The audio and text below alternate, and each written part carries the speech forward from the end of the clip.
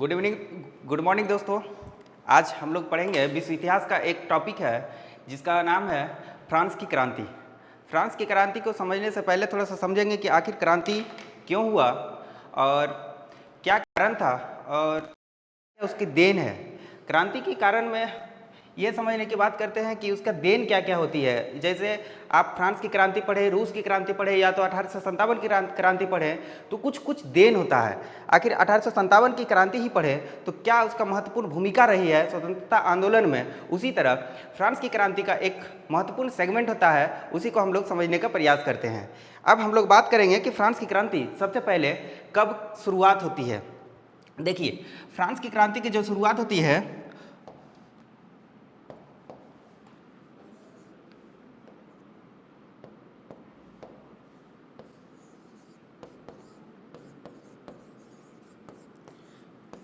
वो होता है 14 जुलाई 1789 को।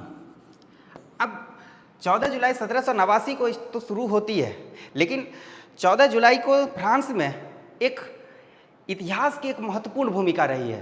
क्या है कि 14 जुलाई को फ्रांस में क्या हुआ था कि वहाँ का जो राजा था, राजा क्या किया कि 7,000 सैनिकों को अपने शहर में बुला लिया, अपने शहर में बुला लेता है। और जब शहर में बुलाने के बाद, और ऐसे नहीं बुलाता, अस्त्र शस्त्र के साथ बुला लेता है। अब उसमें क्या हो जाती है कि वहाँ के जो जनता होती है, जनता को यह भय हो जाता है कि जो राजा है क्या करता है कि भय इसलिए हो जाता है ना कि अस्त्र शस्त्र के साथ जब बुलाया जाता है तो जनता को यह भय होने लगता है कि वो गोली चलवाने के लिए हमारे ऊपर वो सैनिकों को बुलाया गया है। और इसी भय के कारण वहाँ की जनता में यह आक्रोश और बढ़ जाता है और तब जाकर यह लगने लगता है कि सरकार के प्रतिपक्ष हम लोग अपना विरोध करें या तो नीति अपनाएं। अब देखिए, सवाल ये उठता है कि उस टाइम जब फ्रांस की क्रांति के समय वहाँ का जो शासक रहता है, शासक का नाम रहता है लुई सोलमा रहता है। देखिए, लुई सोलमा जो रहता है, लुई सोलमा यह संबंधित रहता है बुर्बो राजवंश से संबंधित रहता है। देखिए, बुर्बो राजवंश से संबंधित रहता है, लेकिन इससे पहले एक शासक रहता है जिसका नाम रहता है लुई चौदहवां रहता है, जो एक कथन कहता है कि मैं ही राज्य हूँ और मेरा कहा हुआ शब्द कानून है। मैं ही राज्य हूँ और मेरा कहा हुआ शब्द कानून है। अब यहाँ से आप समझ सकते हैं, मैं ही राज्य हूँ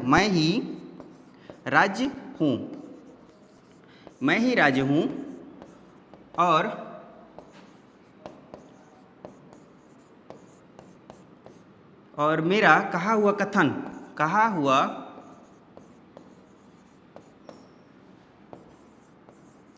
कथन या शब्द कानून है। अब देखिए,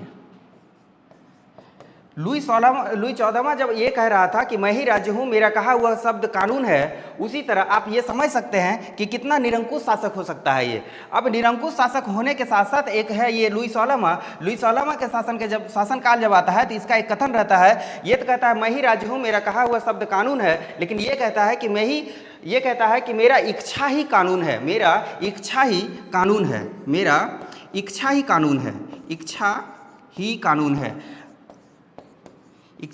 कानून है। अब सोच सकते हैं आप, ये कह रहा है कि मेरा इच्छा ही कानून है और ये कह रहा है कि मैं ही राज्य हूँ, मेरा कहा हुआ शब्द कानून है। इसका मतलब आप इससे अनुमान लगा सकते हैं कि ये कितना निरंकुश हो सकता है, कितना कठोर शासक हो सकता है।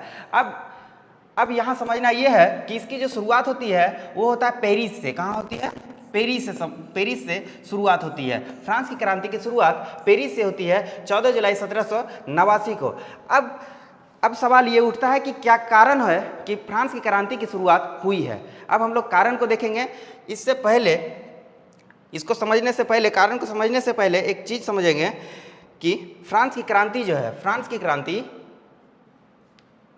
हम लोग 3 भागों में बांटकर देख सकते हैं। फ्रांस की क्रांति को हम लोग 3 भागों में बांटकर देख सकते हैं, जिसको पहला का जो है उसको कारण पहले को क्या समझेंगे कि क्या कारण रहा कि फ्रांस की क्रांति हुई है, उसी तरह उसकी प्रमुख घटनाएं को देखेंगे कि क्या प्रमुख घटनाएं उन फ्रांस की क्रांति के समय क्या क्या प्रमुख घटनाएं हुई थी, उसको हम लोग समझेंगे। और फिर लास्ट में हम लोग समझेंगे कि क्या परिणाम निकल कर आया और क्या क्या इसकी देन रहा है। क्योंकि फ्रांस की क्रांति में एक निकल के नारा आता है स्वतंत्रता, समानता और बंधुत्व के नारा, यानी स्वतंत्रता, समानता और बंधुत्व की नारा निकल के आता है, उसको हम लोग समझने का प्रयास करेंगे। इसी को सबसे पहले हम लोग समझेंगे कि क्या कारण रहा फ्रांस की क्रांति में। अब देखिए, फ्रांस की क्रांति में कारण तो बहुत सारा रहता है, चाहे राजनीतिक हो, सामाजिक हो, धार्मिक हो, बौद्धिक हो, सारा कारण रहता है। लेकिन फ्रांस की क्रांति में हम लोग ये नहीं समझेंगे कि अब उसका क्या, उतना समझने के लिए टाइम नहीं है, लेकिन हम लोग समझ सकते हैं कि उसका तत्कालीन कारण क्या रहा है। क्योंकि आप ये भी देखे होंगे, चाहे मुंडा विद्रोह हो, संताल विद्रोह हो, चाहे 1857 की क्रांति की हो, लेकिन उसमें भी एक तत्कालीन कारण रहता है कि क्या वजह था जो 1857 की क्रांति का एक कारण बना। उसी तरह तत्कालीन कारण को हम लोग समझने का प्रयास करेंगे कि क्या कारण है जो फ्रांस की क्रांति हुई है। अब देखिए, तत्कालीन कारण के समझने से पहले ये समझेंगे कि जो इस टाइम जो शासक रहता है लुई सोलमा रहता है। कौन रहता है? लुई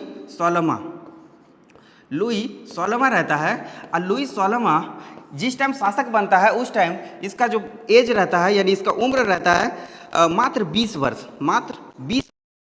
और यह शासक गद्दी पर बैठता है 1774 में। आप इस बात को भी अनुमान लगा सकते हैं कि 20 वर्ष का एज में और यह शासक बन रहा है, तो इसके पास न तो प्रशासनिक अनुभव होगा, न ही ये अन्य क्षेत्र में अपना काम कर पाएगा, और ये भोग एवं विलासी के क्षेत्र के रहेंगे। अब यहाँ सवाल ये उठता है कि 20 वर्ष के एज में ही अपना शासन बन जाता है, तो किन किन कारणों से ये फ्रांस की क्रांति की भूमिका रही है। अब इसका जो तत्कालीन कारण बनता है, तत्कालीन कारण रहता है कि लुई सोलमा की अयोग्यता। यही लुई सोलमा की अयोग्यता या अदूरदर्शिता कहें, यही कारण रहा है कि फ्रांस की क्रांति की शुरुआत हुई है। अब देखिए, लुई सोलमा की अयोग्यता के कारण एक और समझेंगे, इसका जो विवाह होता है ऑस्ट्रिया के उत्तराधिकार रहती है। ऑस्ट्रिया की राजकुमारी रहती है, जिसका नाम रहता है मेरी एतवानेत रहती है। इसके साथ इसकी विवाह होती है, और यह एक खर्चीली प्रवृत्ति की रहती है। और यह जिस टाइम शासक बनता है उस टाइम इसके ऊपर 2 अरब लिब्रे यहाँ इसके ऊपर कर्ज रहता है। 2 अरब लिब्रे इसके ऊपर कर्ज रहता है, और 2 अरब लिब्रे इसके ऊपर कर्ज रहता है, क्योंकि ये समझना है कि लिब्रे क्या है, तो मुद्रा है। लिब्रे क्या है? मुद्रा है। फ्रांस की मुद्रा लिब्रे होता है। फ्रांस की मुद्रा जो था लिब्रे होता था, और यह लिब्रे 1794 में लिब्रे की जो मुद्रा थी उसको समाप्त कर दिया गया। देखिए, इस टाइम ही 2 अरब लिब्रे इसके ऊपर कर्ज रहता है, और इस टाइम जो इसके साथ विवाह जो हो जाती है मेरी एतवानेत जो ऑस्ट्रिया के राजकुमारी रहती है, और यह एक खर्चीली प्रवृत्ति की रहती है, और इसके ऊपर जब अर्थव्यवस्था भी क्या हो जाती है, इस टाइम खराब हो जाती है। अर्थव्यवस्था भी इसका खराब हो जाती है, और कर्ज से यह धीरे धीरे डूब रहा होता है। अब देखिए, एक कारण तो यहाँ बनता है। दूसरा कारण क्या होता है? दूसरा कारण यह होता है कि अमेरिका स्वतंत्रता स्वतंत्रता संग्राम के समय क्या होता है कि यह अपना साथ देता है। क्यों साथ देता है? क्योंकि इंग्लैंड का दुश्मन रहता है। इंग्लैंड का मतलब विरोध करता है कौन? तो फ्रांस करता है। आप देखे होंगे, चाहे भारत में भी देखे होंगे, फ्रांसीसी कंपनी भी आती है तो इंग्लैंड का ही विरोध करती है। चाहे आप फ्रांस का हो, फ्रांस में भी हो, तो वैसे ही विरोध करता था। उसी तरह क्या अमेरिका स्वतंत्रता संग्राम के समय आप ये भी जानते होंगे कि भारत में जो स्वतंत्रता संग्राम हुआ है वह कांग्रेस के नेतृत्व में स्वतंत्रता संग्राम हुआ है, और कांग्रेस के नेतृत्व में जो स्वतंत्रता संग्राम हुआ है वो गांधी जी के नेतृत्व में हुआ है। और उसी तरह अमेरिका में जो अमेरिका स्वतंत्रता संग्राम हुआ है उसमें जो प्रमुख निभाता है, जिसका नाम रहता है जॉर्ज वाशिंगटन, यह प्रमुख भूमिका निभाता है। अब देखिए, स्वतंत्रता समय यह साथ देता है अमेरिका का कौन, तो लुई 16वां, जिस वजह से साथ देने की वजह से क्या होता है कि इसके ऊपर और कर्ज आता है और कर्ज में डूब जाता है और यह कर्ज जाके हो जाता है 10 अरब लिबरे, 10 अरब लिबरे। अब देखिए 10 अरब लिबरे और कर्ज में डूब गया तो क्या होगा कि वहाँ की जनता में चाहेगा ना कि और टैक्स वसूले, तभी तो उसका कर्ज भी आगे चल के धीरे धीरे समान हो। लेकिन वही कर वसूलने के लिए, कर वहाँ दो प्रकार की कर होता है, कर जो दो प्रकार का होता है, एक कर का नाम रहता है दायित और एक रहता है टाइल, एक रहता है टाइद, क्या रहता है टाइद, क्या रहता है टाइद, और दूसरा रहता है टाइल। अब देखिए टाइद जो होता है ना वो होता है धार्मिक कर, क्या होता है धार्मिक कर, और यह धार्मिक कर चर्च के द्वारा लिया जाता था। यह किसके द्वारा लिया जाता था, चर्च के द्वारा। और वही जो टाइल होता है भूमि कर, और यह सरकार के द्वारा प्रत्यक्ष रूप से लिया जाता था। यह सरकार के द्वारा आम जनता के ऊपर प्रत्यक्ष रूप से लिया जाता था कि ये टाइल होता था।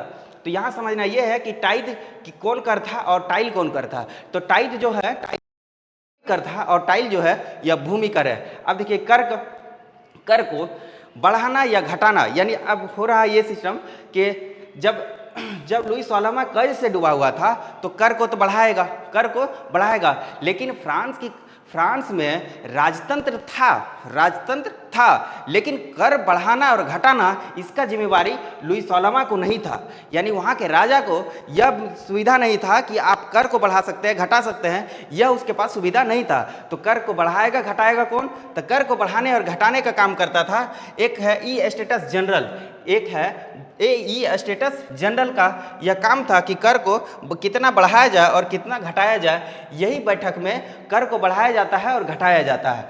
अब देखिए 18वीं सदी में फ्रांस जो है 18वीं सदी में फ्रांस 3 वर्ग में विभाजित था। कितने वर्ग में, 3 वर्ग में। एक रहता है पादरी वर्ग, दूसरा रहता है कुलीन वर्ग और तीसरा रहता है सर्वसाधारण वर्ग। पहला रहता है पादरी वर्ग, दूसरा रहता है कुलीन वर्ग, तीसरा रहता है सर्वसाधारण वर्ग। अब देखिए कि पादरी वर्ग जो होता है ना जी, पादरी वर्ग इसको कुछ जन्म से ही विशेषाधिकार मिला रहता है, जिस तरह भारत में देखें तो पंडित जी को देखिएगा आप, जन्म से ही उसको विशेषाधिकार रहता है। क्यों, क्योंकि करवाएंगे तो पंडित जी ही, पूजा कौन करवाएंगे, पंडित जी, बाल कौन बनाएंगे तो नाई ही बनाएंगे। तो ऐसे करके कुछ रहता है, विशेषाधिकार रहता है, जन्म से ही विशेषाधिकार रहता है। तो टैक्स जो है, टैक्स देने का काम पादरी और कुलीन तो करता नहीं है, यानी टैक्स ये दोनों था। टैक्स देता कौन था, तो ये सर्वसाधारण वर्ग या आम जनता क्या करता था, टैक्स देता था। टैक्स कौन देता था, आम जनता या सर्वसाधारण वर्ग क्या देता था, टैक्स देता था। अब देखिए वहाँ तो 10 अरब लिबरे क्या है, उसका कर्ज बढ़ गया है। और एक कारण और बनता था जो होता था 1715 में जो फ्रांस की आबादी रहता है लगभग 2.25 करोड़। अब देखिए 1715 में जो फ्रांस की आबादी 2.25 करोड़ रहती है और वही 1789 आते आते बढ़कर हो जाता है 3 करोड़। अब 3 करोड़ तो बढ़ गया क्या चीज़, जनसंख्या 3 करोड़ बढ़ गया, लेकिन उत्पादन बढ़ा नहीं है, उत्पादन जस के तस है। अब ये बात समझना है कि उत्पादन अगर नहीं बढ़ा है तो अब यहाँ एक समझिए, आपके घर में 5 लोग हैं, अब 5 लोग में प्रत्येक वर्ष 1 कुंटल अनाज उत्पादन होता है और 1 साल में आप लोग खा लेते हैं। 1 साल में आप खा लेते हैं और तो वहाँ तो कोई दिक्कत नहीं है, लेकिन यह बढ़कर 15 आदमी हो जाएगा। कितना आदमी हो जाए, 15 आदमी, उत्पादन मात्र 1 कुंटल ही हो, तो क्या वहाँ भूखमरी की स्थिति होगी, भूखमरी की स्थिति होगी नहीं जी। तो जब भूखमरी की स्थिति होगी, वही कारण हुआ था कि 1715 में जो आबादी था 2.25 करोड़ था और 1789 आते आते हो गया 3 करोड़। लेकिन कृषि उत्पादन जो हुआ था, कृषि उत्पादन ये बढ़ा नहीं, और कृषि उत्पादन जब बढ़ा नहीं तो भूखमरी गरीबी की स्थिति हो गई थी, भूखमरी और गरीबी की स्थिति हो गई थी। यही सब कारण को हम लोग जाने हैं और यही कारण था कि फ्रांस की क्रांति में अहम भूमिका निभाई है। अब देखिए ठीक है, कारण तो ये था, चाहे कारण वहाँ के राजा की अयोग्यता हो, यानी लुई 16वां की अयोग्यता हो, चाहे जो आबादी था बढ़कर और भी बढ़ गया आबादी, जिसके कारण गरीबी और भूखमरी की स्थिति हो, उसी तरह चाहे कर्ज का बढ़ता हुआ दबाव हो, ये सब तो कारण बनता है। लेकिन क्रांति में सबसे बड़ा भूमिका निभाता है वहाँ का शिक्षित वर्ग के लोग, वहाँ का शिक्षित वर्ग के लोग सबसे बड़ा भूमिका निभाता है। अब देखिए, अब सबसे बड़ा भूमिका क्यों निभाएगा, क्योंकि वह अपने पत्रों के माध्यम से, वह अपने पत्रों के माध्यम से, वह अपने बुक के माध्यम से क्या करता है कि उस क्रांति को आगे बढ़ाने का प्रयास करता है, आगे बढ़ाने का प्रयास करता है। तो हम लोग देखेंगे कि वहाँ के किन किन वैज्ञानिकों ने, किन किन इतिहासकारों ने ये सारा अपना दिया है स्टेटमेंट के अनुसार उस क्रांति को आगे बढ़ाने का काम किया है। जैसे सबसे पहले समझेंगे रूसो, मॉन्टेस्क्यू, वॉल्टेयर। इन तीनों विद्वानों ने अपने रचना के माध्यम से फ्रांस की क्रांति को और बढ़ाने का प्रयास किया है, जैसे रूसो जो है सोशल कॉन्ट्रैक्ट के माध्यम से अपना योगदान देता है। उसी तरह मॉन्टेस्क्यू अब द स्पिरिट ऑफ लॉज नामक पुस्तक से अपना भूमिका निभाता है, किसमें, तो फ्रांस की क्रांति में। लेकिन यही द स्पिरिट ऑफ लॉज जो है ना, यही द स्पिरिट ऑफ लॉज यानी सरकार के 3 अंग के बारे में सबसे पहले चर्चा करता है। सरकार का 3 अंग होता है जो शक्ति का पृथक्करण कहा जाता है। शक्ति का पृथक्करण को हम लोग क्या काम होगा, क्या इसका काम होगा कि कार्यपालिका क्या काम करेगा, विधायिका क्या काम करेगा और न्यायपालिका क्या काम करेगा, ये सारा काम, ये अलग अलग तीनों का काम ये सबसे पहले यही शक्ति का पृथक्करण में किया गया था, यानी द स्पिरिट लॉज नामक पुस्तक में किया गया था। ये किसका पुस्तक था, मॉन्टेस्क्यू का। और बिहार दरोगा में ये क्वेश्चन पूछ चुका है, बिहार दरोगा में ये क्वेश्चन पूछ चुका है कि मॉन्टेस्क्यू की पुस्तक जो द स्पिरिट ऑफ लॉज किसकी पुस्तक है। चलिए, ये हो गया। वॉल्टेयर जो है, वॉल्टेयर का एक पुस्तक है लेटर्स ऑन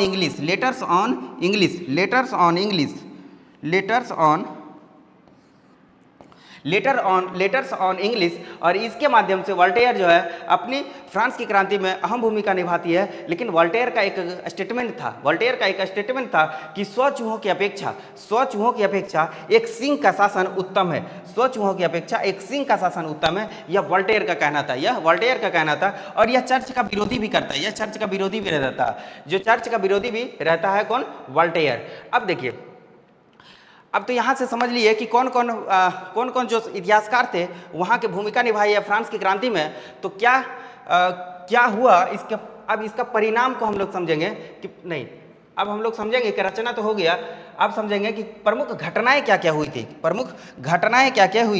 प्रमुख घटनाएं को देखते हैं। देखिए, प्रमुख घटनाएं ये हुआ था फ्रांस की क्रांति के समय, क्या कि सबसे पहले ई स्टेटस जनरल की जो बैठक हुआ ना 5 मई 1789 को हुआ, और इसका एक, अब सोच सकते हैं कि इस 175 वर्ष बाद इस बैठक को बुलाया जाता है। 175 वर्ष बाद इस बैठक को बुलाया जाता है। क्यों? क्योंकि कर्ज का बढ़ता हुआ दबाव के कारण ई स्टेटस जनरल की बैठक बुलाया जाता है। और आपको इस बात से अवगत कराए हैं कि ई स्टेटस जनरल जो बैठक बुलाता है, इसी में कर को बढ़ाया जाए, कर को कितना घटाया जाए, इसी का काम था, न कि राजा का काम ये नहीं था कि कर को कितना बढ़ाया जाए, कर को कितना घटाया जाए, ये उसका काम नहीं था। अब देखिए, 175 वर्ष बाद इस बैठक को बुलाता है, और 175 वर्ष बाद इसकी बैठक पहले कब हुआ था, तो अब 1789 में 175 को घटाइएगा तो आएगा 1614 में यह बैठक हुआ था। इससे पीछे 175 वर्ष से पहले 1614 में इसकी बैठक हुई है, और अब डायरेक्ट 175 वर्ष बाद बुला रहा है इसकी बैठक। तो अब इसकी बैठक में कौन कौन भाग लेगा, कौन कौन क्या करेगा, ये हम लोग समझने के प्रयास करते हैं। देखिए, 18वीं सदी में ये भी बताया है आपको कि जो उस टाइम जो 18वीं सदी का जो समाज था फ्रांस की, वो 3 वर्गों में विभक्त था। कितने वर्गों में? 3 वर्गों में, जिसको कहते थे पादरी वर्ग, दूसरा कहते थे कुलीन वर्ग, तृतीय वर्ग को कहते थे आम जनता। अब देखिए, ये भी बताया है कि पादरी वर्ग टैक्स नहीं देता था, कुलीन वर्ग टैक्स नहीं देता था, तो टैक्स देता कौन था, तो आम जनता। कौन देता था? आम जनता। अब देखिए, यहाँ पर बैठक इसलिए बुलाया गया था कि कर को बढ़ाना था, कि कैसे बढ़ा। अब देखिए कि कर को कैसे बढ़ाया जाएगा। सबसे पहले बैठक में भाग लेता है पादरी वर्ग से 300। कितना लोग भाग लिया? 300 लोग। देखिए, फिर कुलीन वर्ग से भी भाग लेगा 300 लोग। कितना भाग लिया? 300 लोग। और आम जनता में भाग लेता है 600 लोग। लेकिन समझने वाली ये बात है कि जो कुलीन वर्ग है ना, कुलीन वर्ग या टैक्स देने के कुछ जो है टैक्स देने के पक्षधर में थे। जो कुलीन वर्ग है या टैक्स देने के कुछ पक्षधर में थे, इसलिए आम जनता के साथ ये अगर इसका जो वोट दिलाया गया यानी मत दिलाया गया, तो इसमें कहा जाता है ये कि जो पादरी वर्ग में कितना भी आप लोग आए यानी पार्टिसिपेट करे, लेकिन मत देगा एक। मत कितना देगा? एक। कुलीन वर्ग में भी जितने भी आदमी आए लेकिन मत देगा एक। उसी तरह आम जनता में भी कितने भी आदमी आ जाए मत देगा एक। अब एक एक मत देना है, एक एक मत देना है, लेकिन मत देना है एक एक। बट लोग है यहाँ 300, यहाँ लोग है 300 और ये अकेले 600।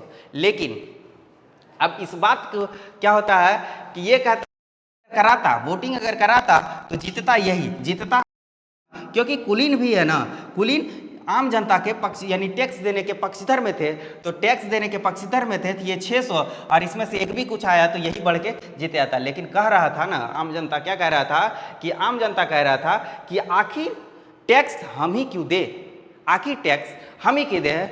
ये तो सरकार के ऊपर अपना बात कर ही रहा था, लेकिन अब बात पादरी और कुलीन के ऊपर भी खड़ा करने लगा कि टैक्स हम ही क्यों दे।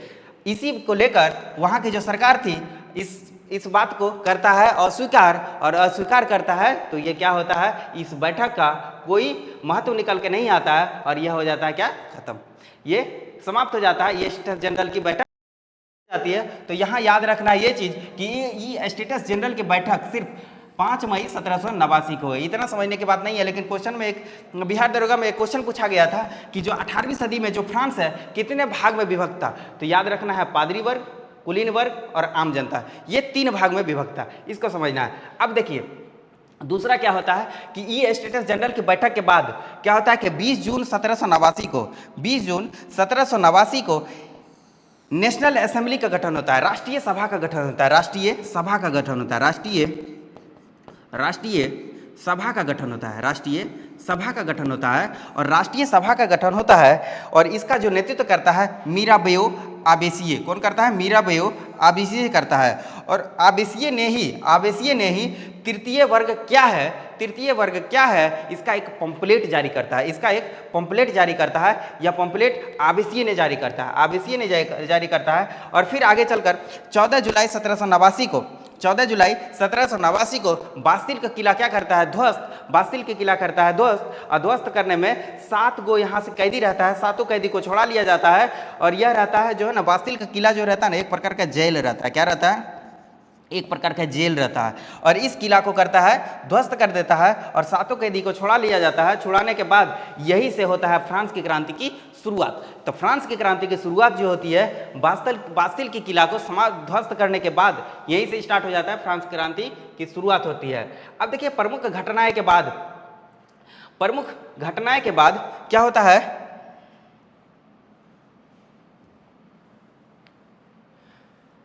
प्रमुख घटनाएं होने के बाद 21 जनवरी 1793 को लुई 16वां को दे दिया जाता है फांसी। और इसके बाद यहाँ से हो जाती है लुई 16वां की समाप्ति। उसके बाद एक संगठन रहता है, एक संगठन रहता है, ये कुछ दिन शासन करता है, जिसका नाम रहता है जैकोबियन क्लब। और जैकोबियन क्लब का जो नेतृत्व करता रहता है, ये करता है रोबेस्पियर करता है। और रोबेस्पियर की एक नीति रहता है, एक पॉलिसी रहता है, ये इसी पॉलिसी के तहत अपना शासन व्यवस्था करता है, जिसका रहता है पॉलिसी नियंत्रण एवं दंड की नीति। इसका कहना था कि पहले नियंत्रण करो, पहले जो अगर वहाँ अशांति फैला हुआ है तो पहले नियंत्रण करके देखते हैं, और नियंत्रण करने के बाद अगर नियंत्रण नहीं हो पाता है तो उसके क्या दे देना है, दंड। इसीलिए यह नियंत्रण एवं दंड की नीति जो अपनाया था, और यही नीति जो था 1793-94 के अंतर्गत आता था। और इसी दंड की नीति के तहत इसको कहा गया आतंक का युग। क्या कहा गया? आतंक का युद्ध। अब आतंक का युग कहा गया 1794 तक। और फिर रोबेस्पियर को भी क्या करता है कि 1794 में इसको भी फांसी दे दी जाती है। और फांसी देने के बाद जैकोबियन क्लब के बाद एक और संगठन आता है, जिसका नाम रहता है डायरेक्टरी संगठन। और डायरेक्टरी संगठन कुछ दिन तक ये भी शासन करता है, जो इसमें रहता है 5 सदस्यों वाला एक संगठन रहता है। और इसमें मध्यम वर्ग रहता है, इसमें मध्यम वर्ग अपना संगठन बनाता है और वह शासन कुछ दिन तक करता है, यानी 1794 से 99 तक। 1794 से 99 तक ये डायरेक्टरी का संगठन शासन रहता है। उसके बाद इसका अंत कर देता है नेपोलियन द्वारा। नेपोलियन आता है, इसके बाद ये डायरेक्टरी का अंत कर देता है और नेपोलियन फिर अपना वहाँ पर शासन व्यवस्था प्रारंभ करता है। अब देखिए, अब हम लोग बात करेंगे नेपोलियन के बारे में। नेपोलियन के बारे में समझते हैं। देखिए नेपोलियन, देखिए सबसे पहले नेपोलियन का जन्म कहाँ हुआ। नेपोलियन का जन्म 15 अगस्त 1669 में ये होता है कोर्सिका द्वीप। कोर्सिका द्वीप है भूमध्य सागर में। कोर्सिका द्वीप कहाँ है? भूमध्य सागर में। और यह होता है आजासियो की राजधानी में, यानी आजासियो की राजधानी में जन्म होता है नेपोलियन का कोर्सिका द्वीप पर। और इसे जो है लिटिल कॉर्पोरल के नाम से भी जाना जाता है। और इसके पिता का नाम रहता है कार्लो बोनापार्ट, यानी नेपोलियन बोनापार्ट के जो पिताजी रहते हैं उनका नाम रहता है कार्लो बोनापार्ट। और यह 1799 में प्रथम काउंसलर बनता है। उसके बाद 1802 ईस्वी में आजीवन काउंसलर बन जाता है। फिर 1804 ईस्वी में नेपोलियन कोड इसके आता है। नेपोलियन कोड के द्वारा ही अपना शासन प्रशासन करना प्रारंभ कर देता है। और शासन प्रशासन प्रारंभ कर देता है कितने? नेपोलियन कोड के तहत। और यह अंततः जाकर 1815 ईस्वी में वाटरलू के युद्ध में इसकी होती है हार। और हार होने के बाद क्या होता है कि इसके हार होने के बाद ये इसे नेपोलियन को भेज दिया जाता है सेंट हेलेना द्वीप। और सेंट हेलेना द्वीप कहाँ है? तो यह है अटलांटिक महासागर में है। और सेंट हेलेना द्वीप पर इसका भेज देता है निर्वासित जीवन जीने के लिए। जिस तरह बहादुर शाह जफर को भेज दिया जाता है रंगून, उसी तरह निर्वासित जीवन जीने के लिए भेज दिया जाता है किसको? नेपोलियन को। यह और वहाँ ही 1821 में हो जाती है मृत्यु। अब हुआ फ्रांसीसी क्रांति की समाप्ति। अब फ्रांसीसी क्रांति की समाप्ति, जिसमें अब बात करेंगे हम लोग प्रमुख घटनाएं के बाद हम लोग थोड़ा सा बात करेंगे परिणाम को। क्या परिणाम निकलकर फ्रांसीसी क्रांति की आई है वो हम लोग बात करते हैं। अब देखिए क्या है परिणाम।